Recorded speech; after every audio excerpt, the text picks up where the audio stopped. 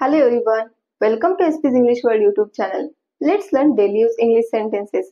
And our first sentence is ते भाड्याच्या घरात राहतात.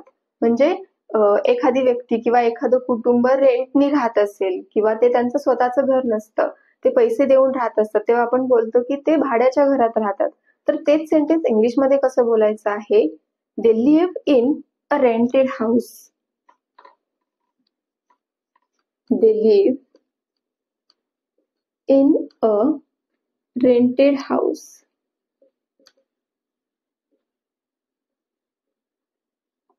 They live in a rented house means ते भाड्याच्या घरात राहतात. The next sentence is तो त्याच्या स्वतःच्या घरी राहतो. तर हे सेंटेन्स कसं होणार आहे? He lives in his own house.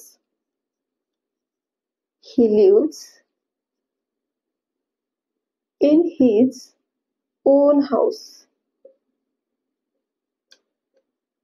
Means तो त्याच्या स्वतःच्या घरी राहतो. द नेक्स्ट सेंटेन्स इज तो कधीच काही बोलत नाही. तो कधीच काही बोलत नाही. ही नेव्हर सेज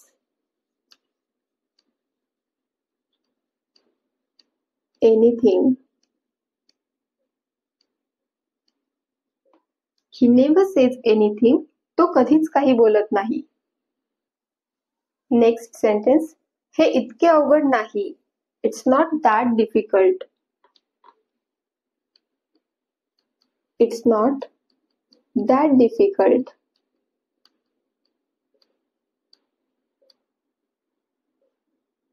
Means हे इतके अवघड नाही.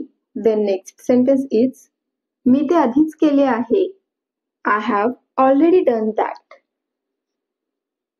I have already done that.